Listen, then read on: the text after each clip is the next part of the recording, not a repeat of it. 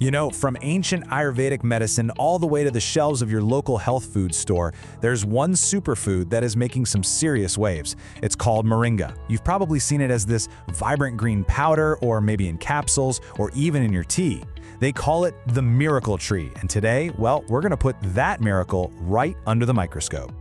So here's the big question, right? Does Moringa really live up to that incredible miracle reputation, or are we just seeing some very clever marketing at play? To find out, we've got to separate the proven solid benefits from the promising, but maybe still unproven, claims. And look, you can see where the hype comes from. You hear these really powerful statements, like this one from Dr. Alan Mandel, basically saying inflammation is at the root of almost every major disease. Now that's a huge claim, and it's exactly why so many people get excited about things like Moringa, hoping its anti-inflammatory powers are the key. All right, so before we dive headfirst into all that hype, let's just ground ourselves in the facts. Let's talk about what everybody, scientists, doctors, historical texts, what they all agree on.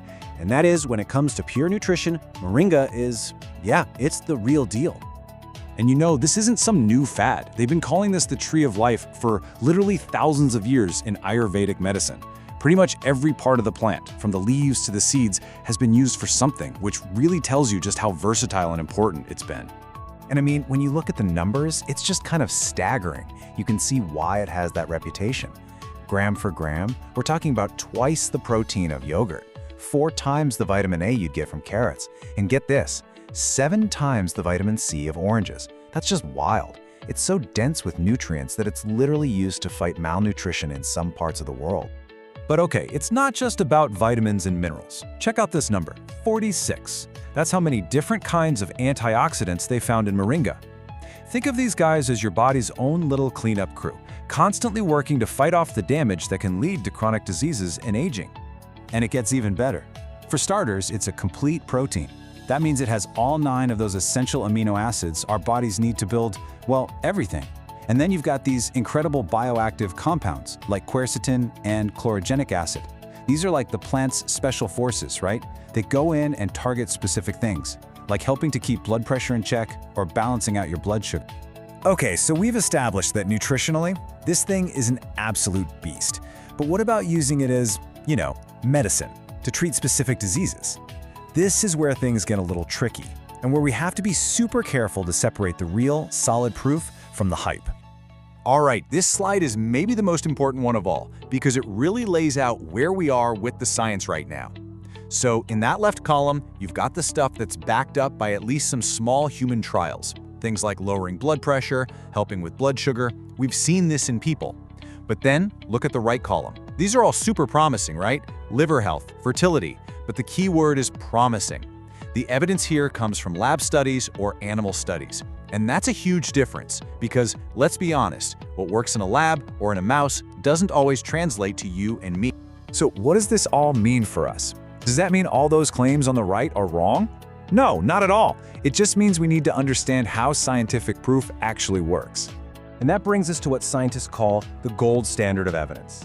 The absolute best, most trustworthy proof you can get comes from these big, long-term studies with lots of people where some get the real thing and some get a placebo. It's the only way to know for sure. And for a lot of Moringa's biggest claims, well, the research is exciting, but we're just not there yet. The jury is still out. Okay, so now that we've got all that science sorted, let's get practical. Let's say you're interested in trying Moringa for its awesome nutritional punch. How do you do it safely? All right, first things first, quality matters a lot. Rule number 1, stick to the leaf. The powder from the leaf is where all the nutrition and the research is. And this is a big one, stay away from the root and bark. Seriously, they can have some toxic stuff in them, so just don't. And like with any supplement, you want to see that it's been tested by a third party for purity. And hey, if you can find organic, even better, less pesticides. So how do you actually take it? It's super easy. Most people just start with about a teaspoon of the powder a day. It has this kind of earthy green taste, a bit like spinach. So it's perfect to just toss into a smoothie or stir into a soup or some sauce. You'll barely notice it's there. Okay, now for a couple of really, really important warnings. Please listen up. First, if you're on any kind of thyroid medication, you have to be extra careful. The reason is, some studies, in animals mind you, suggest it might interfere with your thyroid hormones. So this is a non-negotiable. You have to talk to your doctor before you even think about trying it. And the second big caution is for anyone taking medication for diabetes. And the logic here is pretty simple. We know Moringa can lower blood sugar. Well, so does your medication. If you take them both, you run the risk of your blood sugar dropping too low, which is really dangerous. So again, you absolutely have to talk to your doctor. They might need to adjust your med. Okay, so after digging through all of this, the amazing nutrition, the promising science, the safety warnings, where does that leave us? Is Moringa a food or is it a medicine? Let's get to the final takeaway. And I think this quote really just nails it. Is it a superfood? Oh yeah, 100%. The science on that is solid. But is it a cure-all? That's the hype. So if you're going to remember anything from this, let it be these 4 points. This is your bottom line. Number 1, yes, it is a verified, legit nutritional powerhouse. Number 2, think of it as a nutritional booster, not a magic pill that can fix a bad diet. 3, the evidence for it as a medicine is really promising, but it's still early days. And number 4, and this is the most important one, always talk to your doctor before you start taking it, especially if you have any health conditions or take other meds. And you know, all of this leaves us with a really interesting question to think about. As we keep discovering more about these incredible plants, we really have to ask ourselves, where exactly is the line between something that is just powerful nutrition and something that is proven medicine?